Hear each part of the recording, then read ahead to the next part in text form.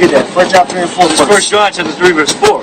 Whosoever committed sin transgresseth also the law. The sin is a transgression of the law.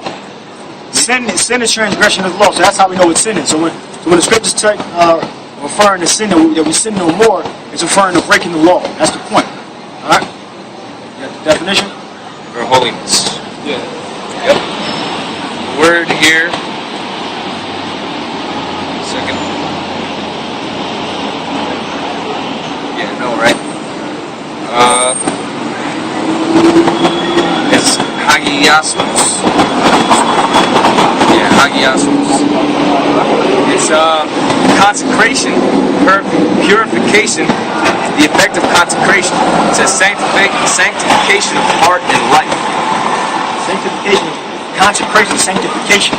Okay? It basically means to be set apart. Okay? From everything else, from all the wicked ideologies, okay?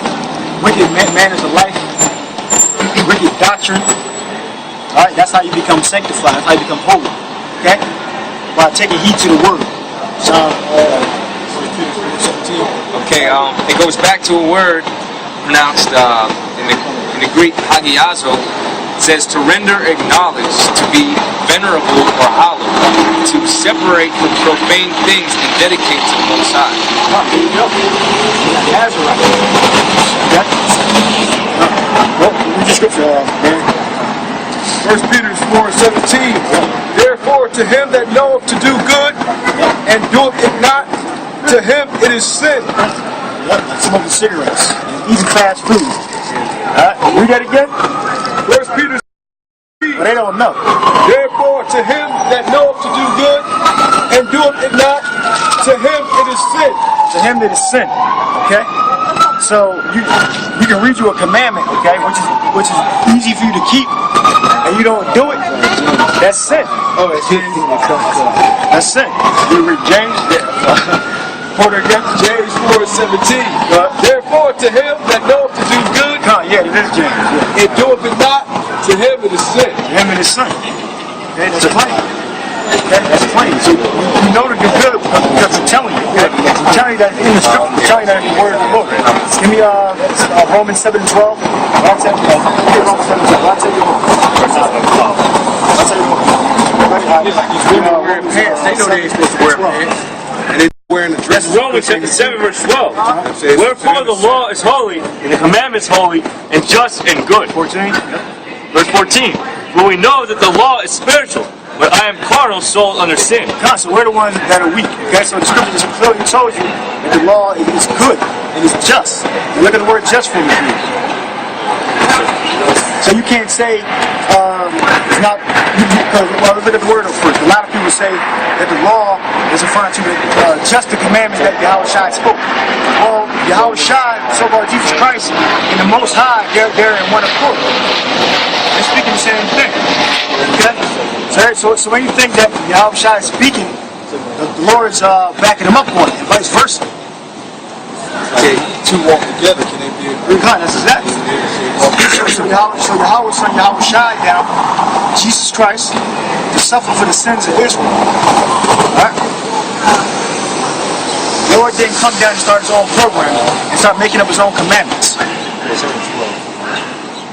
It's the Greek word here is nakios. It says righteous, observing defined laws in a wide sense, upright, righteous, virtuous, keeping the commandments. Observing divine laws, keeping the commandments of the Most High. That's plain. Okay?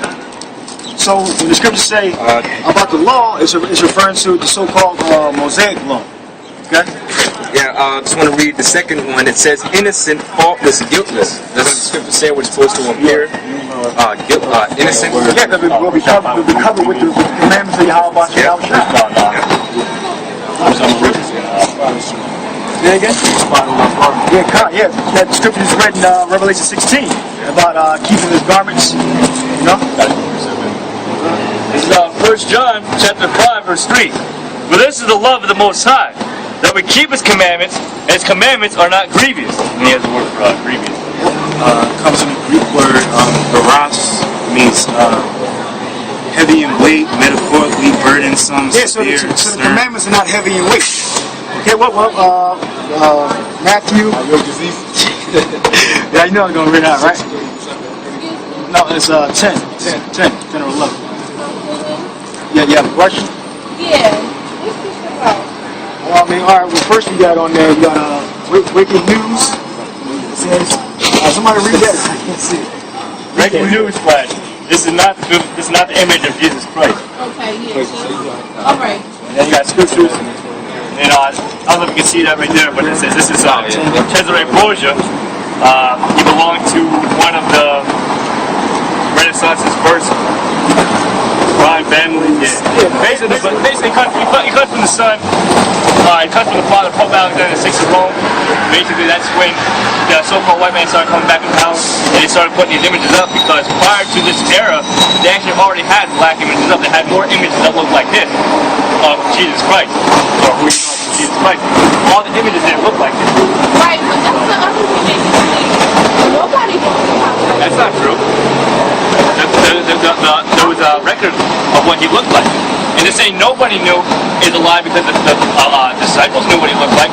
The people he was talking to knew what he looked like. Yeah, but they all did. John the Revelator knew. He gave an account of what he looked like.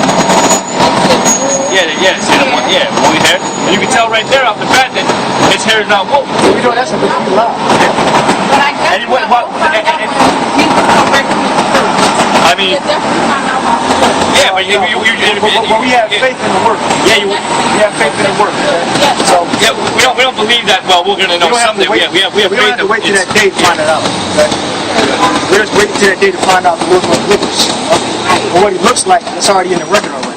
So we And don't. deliverance start here, right here too. Well, we got to build ourselves. Philippians 2 and 12. Philippians 2 and 12.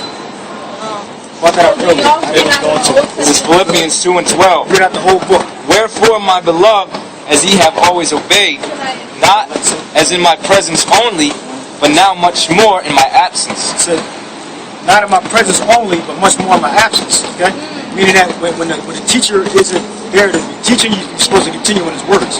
So that's an example of the Lord being gone in the spirit world. Right. We're supposed to keep his commandments. Right, Okay? definitely. I love it. I like this. Work out your own salvation with fear and trembling. Work out your own salvation with fear and trembling. So really, when you study in His Word, you're supposed to be in great fear. Trembling means, look at the word trembling. I believe trembling means like to shake. First. Philippians 2 and 12. Trembling. The first chapter, the Alexis. Do all things in the Alexis. Comes from the Greek word tremulous, trembling or quaking with fear and trembling, using to describe the anxiety of one who distrusts his abilities completely to meet all requirements, but religious does his utmost to fulfill his duty. Read that again. The second one, with fear